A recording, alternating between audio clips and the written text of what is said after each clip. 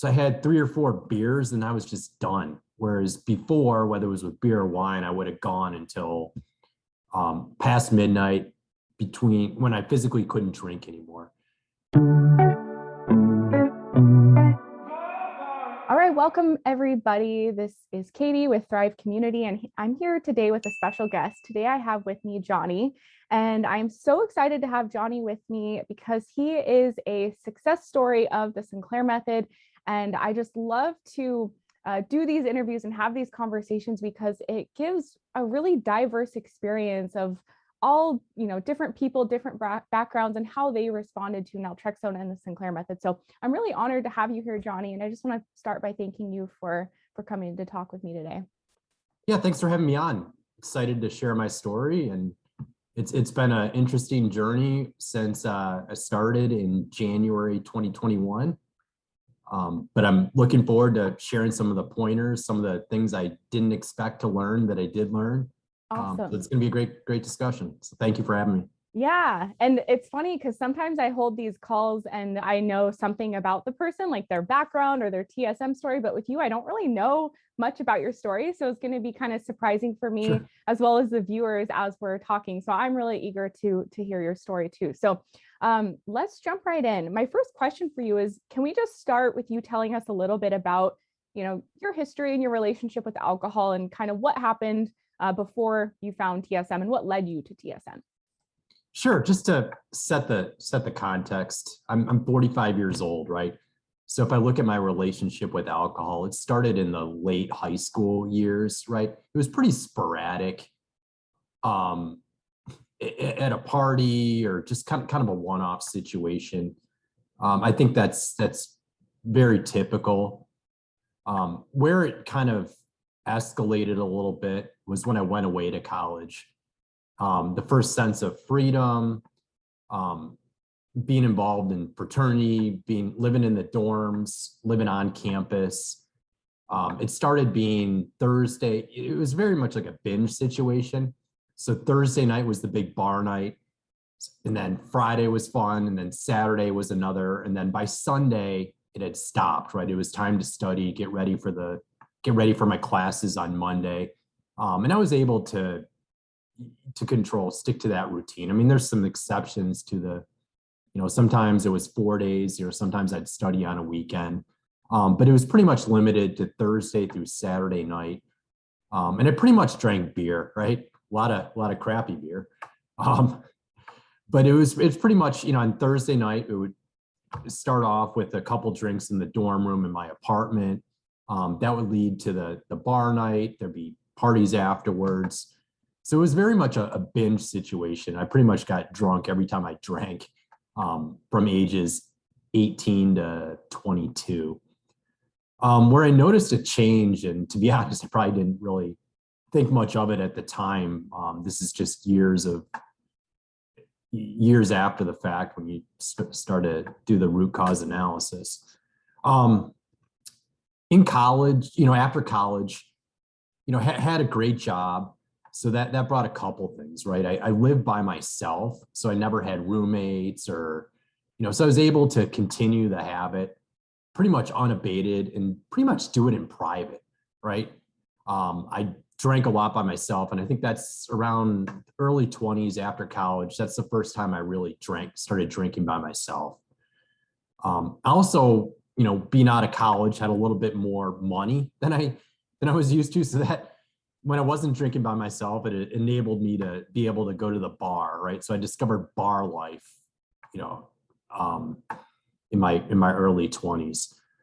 So, from first year or two out of college, 22, 23 years old, I still drank heavily on the weekends, but I was able to have, 2 or 3 drinks a night. I mean, that was pretty much my routine. I get home from work, 5:30, have 2 or 3 drinks, occasionally might overdo it a lot. But after a year or two, that's when it really started to escalate. So if you're doing the math here, that probably puts me in my mid 20s. And, I switched to wine, right? And I was one of those people that if I opened a bottle of wine, I had to finish it. I mean, that thing was not going in the refrigerator once I opened it. It's just how it worked with me. So that by the late 20s, it was pretty much a bottle a night, regardless of, and that was plenty. And that probably went on for another 4, 5 years. So this would take me to my early 30s.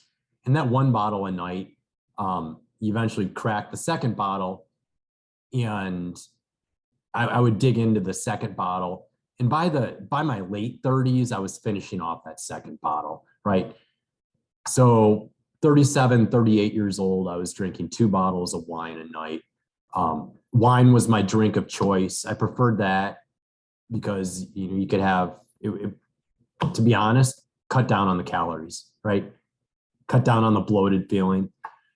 But when I didn't, and when I wasn't drinking wine by myself, my drink of choice was beer. Craft brew, this is 7 years ago, so craft brew was really taking off. And I go to the different breweries, I was a big IPA drinker. So when I wanted to be social or not drink by myself, beer was my go-to. But when I was at home, which was most of the time, it was pretty much going to be 2 bottles a night. And then, so that took me going into my early 40s. And this is kind of a good segue for when I knew I wanted to make changes. Was I started finishing 2 bottles and I started cracking that third bottle, right? And then with that third bottle, the hangovers became worse, became more agitated. I was, it's just uncomfortable. There was some weight gain. There was, work was never an issue. I was always productive at work, always did well in my career, got promoted when I was supposed to. So it never really impacted my ability to do work, had no impact on work whatsoever. I prioritized work in my life, but some of I was spending more time where the rest of my family would be home, but I'd be in the one room of the house where no one went, just continuing my habit. I like to be isolated when I drank. Not so much secretive, right? I'm not going to lie. I probably did conceal the exact quantity of what I was drinking from family members, right? But I like the feeling of escape that you got away, right? After dinner, 6:30, 7 o'clock, I like being able to go to my secret space and be able to continue my habit, unabated. And so, approaching that, while I was going into my third bottle of wine, that's when I knew I'm like, all right, enough is enough, right? We're 20 years into my drinking routine. It's time to make some changes. From a lot of it was driven by a health perspective. In your mid 40s, you start to pay attention to those things a little bit more. And let's face it, I think everyone who's drank heavily has had peers that drank heavily, and you start seeing some really sad stories. I can count, 4 or 5 people that have passed away that I knew that were friends of mine that have passed away from, liver related complications as a result of heavy drinking. So I think that was kind of weighing in my mind when it was time to say, all right, what are some options out there? Because I don't want to do this anymore. Oh my I'll God. pause there. I've been talking for. No, I'm just like so relating with everything you said, like the secret drinking and like the progression of 1 bottle turning into 2. It's just amazing what a slippery slope it is. And I just relate with what you were saying, like it wasn't really interfering with your work. And I don't know if for you, like that was like a conflict, because you're like, I hear that from clients a lot where it's like, well, I'm not drinking like so much that it's like destroying my life, but I know it's hindering it in various ways. So it's just, for me, that was like an internal conflict of like, is it bad? How do I know if it's bad? I'm still doing well in work. I have this relationship. It's just, that middle area, gray area, heavy drinking. Yeah. And it was escalating, and it was just, I knew if I didn't, seek a way to end it or greatly cut back, I was going to be finishing that third bottle and opening the fourth. Yeah. And that's just too much alcohol for anyone's liver to process, even if you're drinking wine. Yeah, absolutely. So how is it that you found out about the Sinclair method? Something that popped up in my Facebook feed sometime in 2019 or 2020. But once you opened it, it continues to show up in your feed. Once they say you're a little bit interested, you're going to keep seeing it. I believe the guy's name is Mark Jennison. He does, I forget his name of his program, but it's basically be able to quit drinking, take control of your drinking without having to go to rehab, without going to AA. And it's geared towards men, or at least it was at the time. So I started looking at that. I never signed up for it, but I was interested. Yeah. So I think by a result of going online, whether it was Facebook or whether it was doing Google research about this particular program, I decided, that led to the Sinclair method. I'd never heard of the Sinclair method until 2020, and it was late 2020. So I was naturally curious. It had, the tagline was pretty cool, right? Get control of your drinking without having to go to rehab, or we're not going to beat you down with the AA message. Yep. So I was, I read into it, and honestly, it wasn't a big financial commitment, right? It wasn't signing up for a program where you have to pay $10,000 to some membership. And so for me, it seemed, and it also seemed like something I wouldn't have to take the time to go to rehab, right?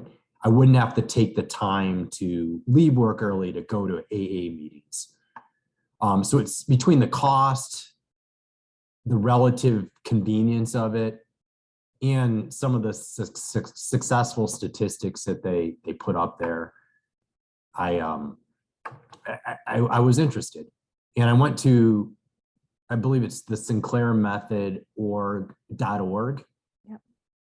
And I was able to get a virtual consultation. I can actually tell, this is how much it made an impact on me. I can tell you the exact date. It was January 18th, 2021. Wow. That's so cool. So that was the day you talked to them and got your first naltrexone prescription? Yeah, I talked to him and the doctor, Dr. Joseph. Awesome. And then from an hour later, I went over to my Walgreens, the convenience store in the US, and picked up my prescription. And by the time my insurance covered everything but the copay. So I think I paid $20 for the copay, and I paid $10 to fill up my prescription at the drugstore.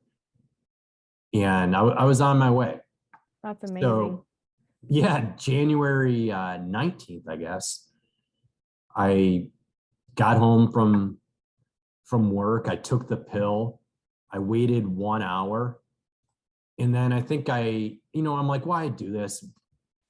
I went back to beer. So I had 3 or 4 beers and I was just done. Whereas before, whether it was with beer or wine, I would have gone until past midnight, between when I physically couldn't drink anymore. Drinking's kind of weird because you're tired as hell, but because you're always chasing the adrenaline that goes with it. I mean, you could be tired as hell at 6 o'clock, have dinner with your family, but once it's your time and once you're in the routine, I could I don't know what other people could do. Oh, but yeah. I could be so sick and I would just plow through drinks. Yeah. Sorry, go ahead. So yeah, I drink till 1, 2 in the morning, and then with COVID and being able to work from home, right? All right, cool. If I have to get up for an 8 o'clock meeting, I can take a nap when I get done, right? Yep. Sad truth, honestly. Yep. I was a pro. So tell us, I'm curious to hear the first time you took the naltrexone. Sometimes people think, oh, it's just a placebo effect, and maybe it is, but I think people can respond really quickly. So what was your thoughts like the first time you took it and saw yourself only have a few drinks? I thought my first thing was my stomach was a little irritated, right? Nowhere, but I thought, okay, cool. It gave you a little stomach ache, and then between the stomach ache and the placebo effect, oh, cool, 3 or 4 beers, I'll try it again. And then same thing, and I think a couple days later, I tried it with my drink of choice, which was wine, and wine tasted disgusting. I don't know what it was. it tasted like, my kid would leave Capri Sun in like a hot car on like a 90-degree day. And, to me, I never tasted it, but I'd imagine what that would taste like. It I was was just gonna say, are you drinking disgusting. hot Capri Sun? Yeah. Wasn't that? um, so I, the first, so the first I'd say from January to, I want to say, well, let's say 6 to 8 weeks. I was able to, I cut it off at 3 or 4 drinks, and I had some alcohol-free days, and I'd never had alcohol-free days, consecutive ones, or 3 or 4 in 1 week. So I was an immediate responder within the first 6 to 8 weeks on the Sinclair method. I just want to say, I think that's amazing too, because sometimes people have the belief that, oh, I've been drinking for 10 or 20 years. It's going to take me a really long time. But just your story is like case and proof. Like it could take someone a long time. Everyone's so different. But like you responded immediately after how many years of heavy drinking? Like I put it 21, 22 years. That's amazing. Yeah, I was shocked. And then I think this is important. And if the people watching it, or if anyone's taking notes about what to do, there's a honeymoon period. I'm going to refer to that 6 to 8 week period as the honeymoon period. In middle of March, so 8 weeks into it, I all of a sudden it went back to about 80% of the level that I was drinking at before. There was a particular time where I went away. I was on a trip by myself. There was a casino there was a bar there, and I was able to drink pretty much at the pace that I was used to. And then I came home from my trip, and it was back to the 80%. I had the follow-ups, and they increased my dose, they being the Sinclair method and Dr. Joseph specifically, increased my dose, basically doubling it. And so late March, early April 2021, I was mad. I wasn't seeing results. And so I almost quit. I almost said, screw this. I'm not taking this pill anymore. But I didn't. And that's one of the best decisions I've ever made. So if I'm giving advice to anyone here, stay patient and stay compliant.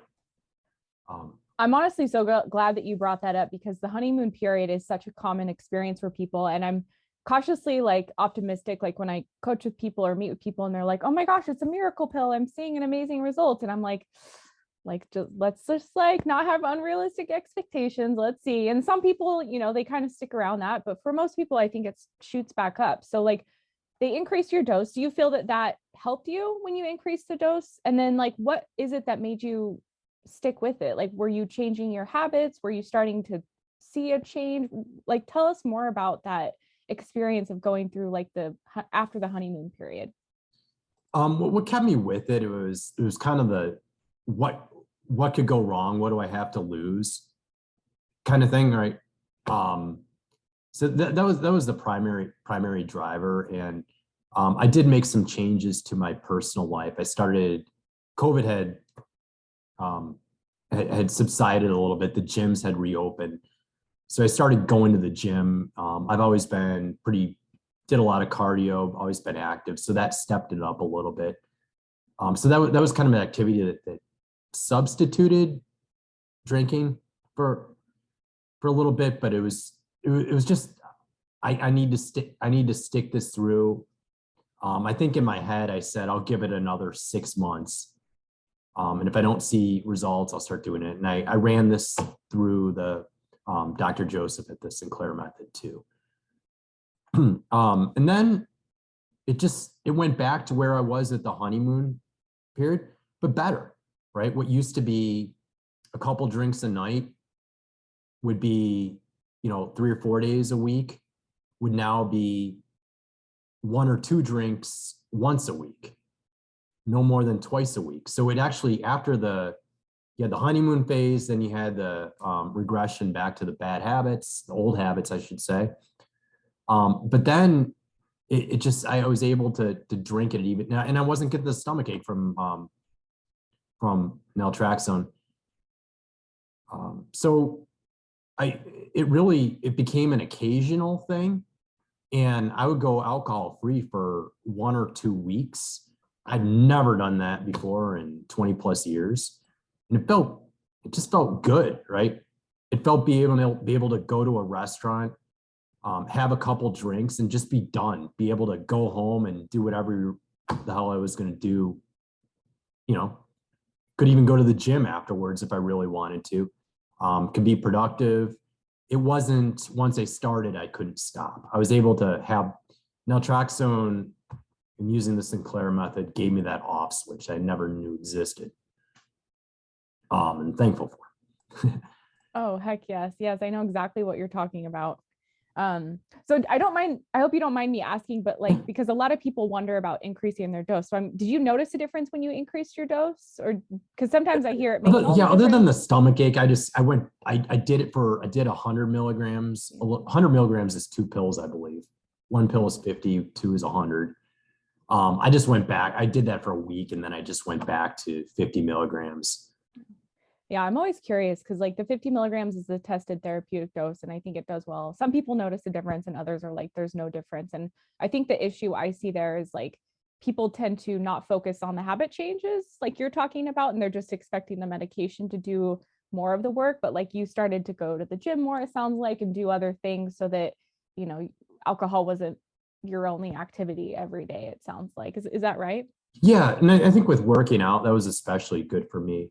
Is one, it was a substitute. The time I spent drinking was the time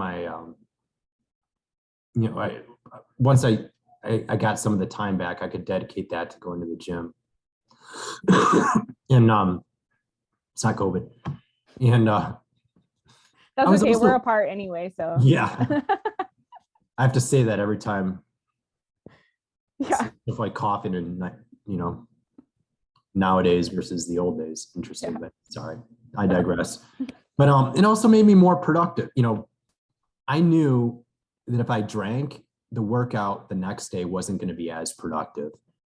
So the time as well as the productivity, and with working out, I saw a lot of results to my personal health. So that was just rewarding in and of itself, being able to see those changes. Particularly the weight loss, other people started noticing. And I felt good. Like I was being, someone who ran a lot of long distance races, being able to see that I was, once I cut back on drinking and started working out more, that I was able to work out at the pace I did 15, 18 years before. It felt good. Yeah, I think it's like truly vital to success on this method to really seek out other rewarding things that we can pour ourselves into and really make it a new ritual and routine. I think that's where I see people who struggle with habitual drinking, which is maybe the most common challenge on this method, is that, maybe they don't have other hobbies or activities like you found the gym and that was your new replacement for alcohol. And, it becomes much easier to do through naltrexone and TSM because you're not fighting cravings and urges and risking binge drinking whenever you do drink. So it's like it becomes much easier, but we still have to be proactive and like, okay, what else am I going to do? How else am I going to fill my time? Are there other things that you did as well, or was your gym and exercise your kind of primary outlet? What came first, the chicken or the egg, right? I started being more engaged with my family, right? Not just being physically present, but I started being more involved in decision making, more involved with stuff that happens around the house. So I think that took up, that's time consuming, adult responsibilities that I got by before, right? It was never an issue. But I'm certainly more engaged with whether it's chores, whether it's taking my kid somewhere, even spending time with my kid. So that's certainly been another thing that's kind of, alcohol was a huge time crunch for me. And there's one other thing I do a lot more that I don't when you take out alcohol. I actually sleep more, go to bed at 10 o'clock instead of, 2 a.m. watching some garbage TV or watching Netflix. And good sleep too, right? You're actually getting rest and restoration. Yeah, waking up like refreshed. The afternoon nap has pretty much gone away, which is a good thing. And like I said at the beginning of this call, work was never an issue, right? I never had performance issues. Was able to do what I was doing and still got pretty far in my career. So I put a lot of focus on my career and still do the same. But I was just really touched what you said too about like being able to be more engaged and present with your family, because those kinds of things have just huge ripple effects on like the memories you're making with your kids and supporting your partner. And it's just like, that's one of the beautiful things about this method. It's like when we have problems with alcohol, there's such a negative ripple effect in so many areas of our lives. And as we rein it in, it just has this positive ripple effect as well. Yeah. I guess one of the immediate changes you don't really notice until it starts happening is you always you're always physically there, but with drinking, let's just say you're having a glass of wine while you're having a family dinner, you're always thinking about the next one. So you might be there having the discussion and active in the discussion, but you're not, when you're drinking or drinking at the level I did, you're never 100% focused on what's going on in front of you. Yeah. And so it certainly had a very positive effect on my family, both on the time I'm spending with them, but also the quality of time, and also being able to help out more. Yeah. Right? After a couple drinks, if there's someone who you need to go run an errand at 7:30, 8 o'clock, and you've already finished your first bottle of wine, you shouldn't be running that errand. I never did. Yeah. So that's one of the things I love too. It's like my evenings, I could be sober and do grocery shopping in the nighttime. I was like, this is like a superpower. Actually, what? I shouldn't say this, but before I actually drank while I did my grocery shopping, all the new grocery stores, at least by me, I'm in, they'd always have a bar there, and a glass of wine would be $5, which is a pretty good deal for where I'm at. Yeah. So you'd have 2 or 3 and you do your grocery shopping, just enough to where you wouldn't get in trouble if you got pulled over driving home. Oh my gosh, I know. I'm from Oregon originally, and that's a huge like brewery town, and it's just alcohol's everywhere. And so I know what you're talking about, the several grocery stores there that have bars. I'm like, that is crazy. And that happened after I went on TSM, and I'm like, I would have, that would have not been good. So I wanted to ask you, were there things that were particularly challenging for you on the Sinclair Method? I know you kind of went through that honeymoon period, and you were seeing your drinking spike back up, which is a really common challenge and fear for people. So were there other things that were challenging for you on the method? The hardest thing was being able to keep the 1 hour buffer from when you took the pill to when you started drinking. And I was fully compliant, never cheated on that method. But you always worried that, my wife would bring home a bottle of wine. Hey, special treat, I got a bottle of wine for us tonight. Or a coworker after work. Hey, let's go have a beer. I got to go right now though. So I was in the back of my mind, I kept the Naltrexone pills. I kept them in my computer bag. I think I kept them in my car at one point because I never wanted to be caught empty-handed with those and not be able to get the hour to drink. So that was a challenge of the Sinclair Method in and of itself. Without drinking so much, I think because I drank for 20 years and took about as far as it could go, every fun experience, every embarrassing experience, I kind of did it all. So I never had the fear of missing out. I thought I might get it. But it was kind of surprising in the fact that I'm not obsessing about alcohol when I'm not drinking, right? Being able to enjoy an event I'm at without drinking. I guess I'm surprised by how much I'm not thinking about drinking. Wow. Um, Yeah. And how much for me, I was like, wow, I was thinking about it a lot more than I realized as soon as I got on TSM and that started yeah, to fade away. I was like, my mind feels so free. I don't know if you felt the same thing. yeah. It's definitely liberating on many different fronts for sure. And so then, with the Sinclair method, I that summer, I guess so summer of 2021, I can count on one hand the number of times I exceeded 6 drinks. It was pretty rare, right?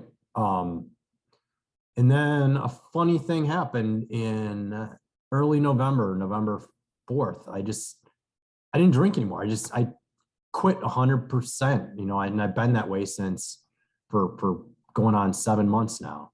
I just completely, I lost interest. I can tell you the last time I physically touched alcohol or drank alcohol was when it was a work dinner. I had one beer, took about 20 minutes, 30 minutes to drink, whereas before it would take about significantly less, a fraction of that.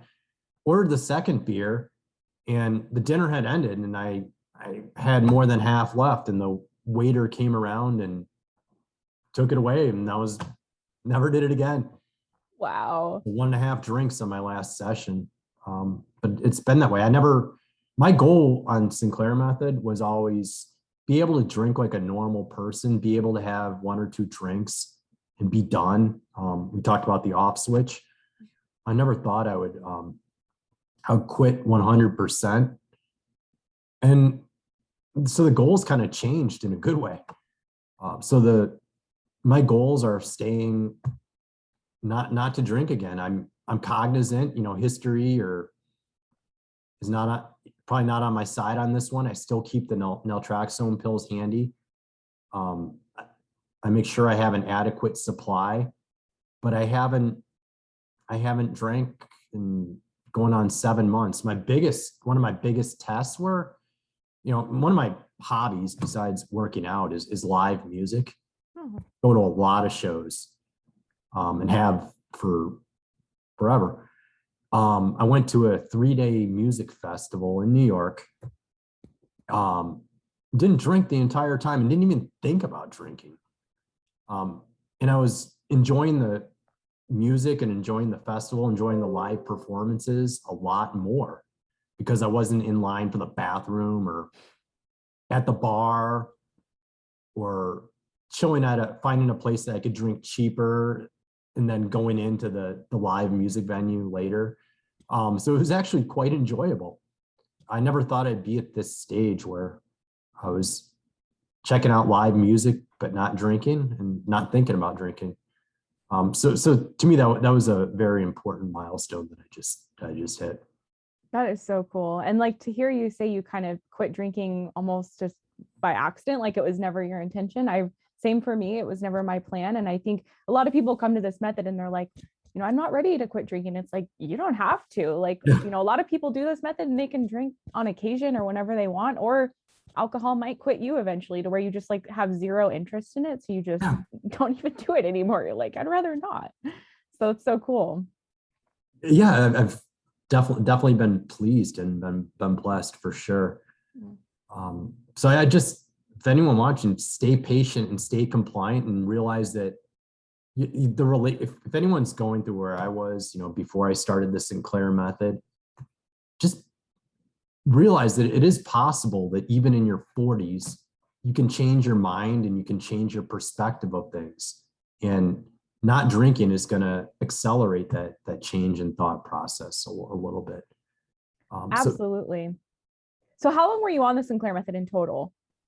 I started in January 2021 and I had my last drink in November 4th, 2021. Oh, okay. So a little under 10 months. Wow, that's awesome.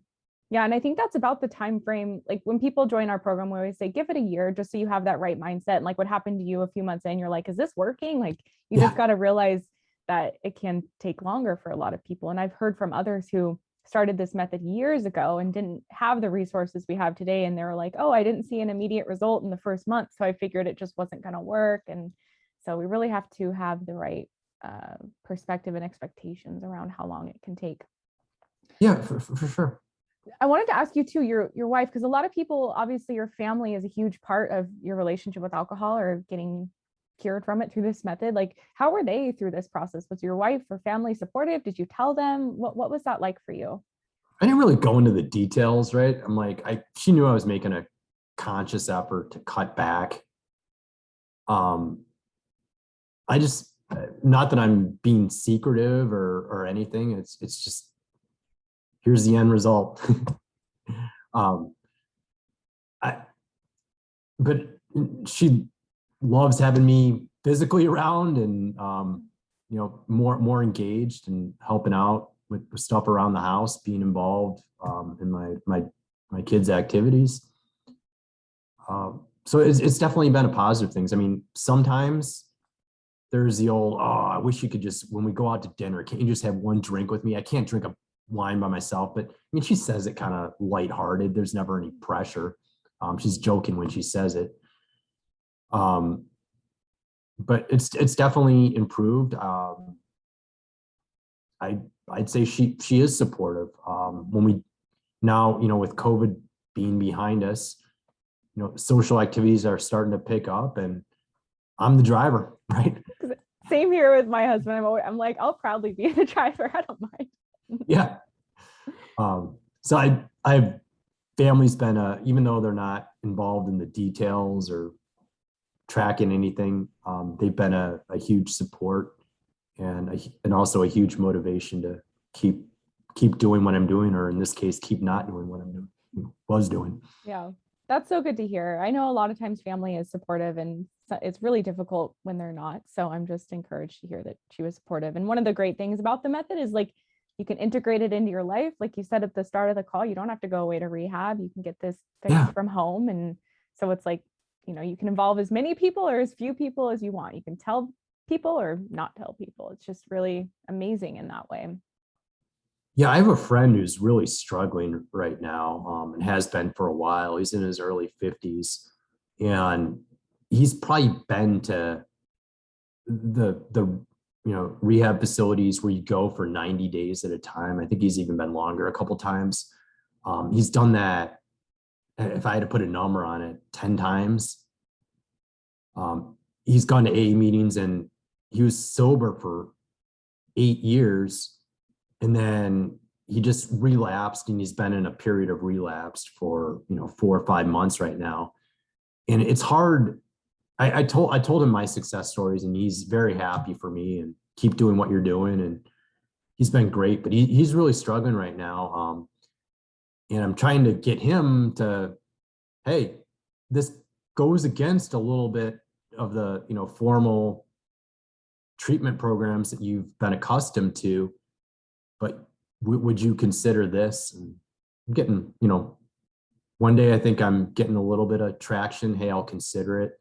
The next day, hey, this kind of goes against some of the teachings for the, AA and what the counselors have told him at the various rehabs that he's been in.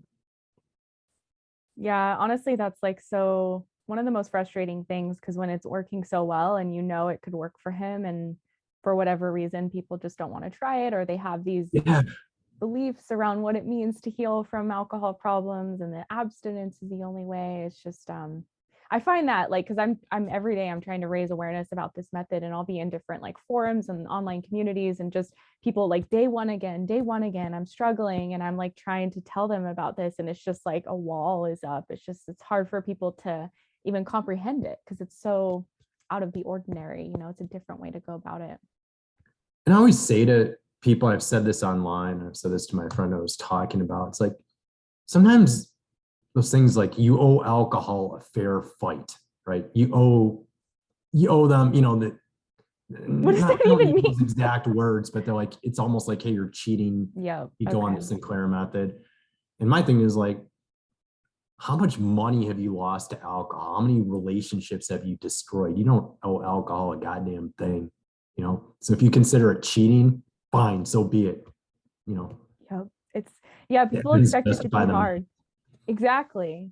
Like they've commented on my YouTube channel, people just like saying that like, it's a shortcut, or like you said, it's cheating. And it's like, heck yeah, like why not take the shortcut? Why would I make it harder than I need to? Yeah, Oh, taking a chemical to destroy another addiction to a chemical is one thing. yeah. But from this whole thing, I never had this perspective. When I thought when I was drinking at the level I was in the way you were, I always thought that I enjoyed being drunk. Right? I never realized that it wasn't being drunk that was pleasurable. It was just the thrill or the adrenaline that you get, the endorphins that are released when you consume alcohol, right? You're constantly chasing that buzz or chasing the endorphins per se. So I never really had that perspective until I was on the program and I started just reading more about what's happening behind the scenes. So that's just phenomenal. I never heard about that being addressed through any sort of treatment programs, and that's huge. That was huge for me. Oh my gosh, yes. For me, it like empowered me to realize like it's not like I'm not like an addict. I'm not identifying as an addict. It's like my brain is hijacked and it can be unhijacked in a Yeah, way. And it takes the power alcohol has over you away as you start to heal and get a glimpse outside of that reality and see alcohol for what it is. It's so I've never heard anyone quite say it like that. So that's a really powerful revelation. Like you realize you didn't even like being intoxicated. It was more about that initial endorphin rush, and then we chase that yeah, every time we're drinking. yeah. When I opened a bottle of wine and poured that first glass, I was already thinking drinks 2 and 3 down the road. Um, Exactly. Yeah. but Down the first one just to get to the second one. yeah, yeah.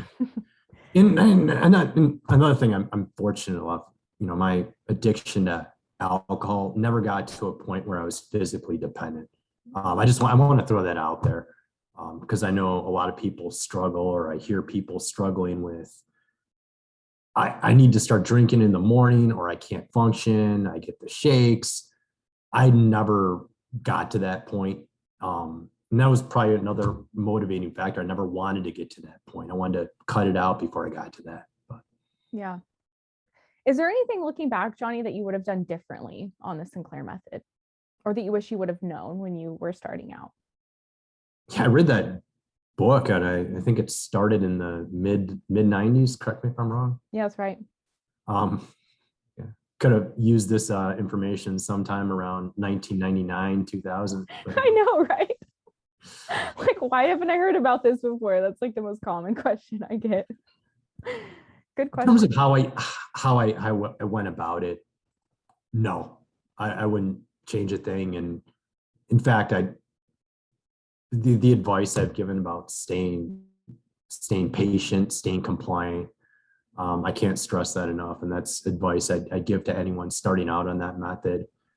Um, I guess the message, what, don't cheat, don't start drinking and take the pill at the same time. I probably wouldn't work. Don't do it.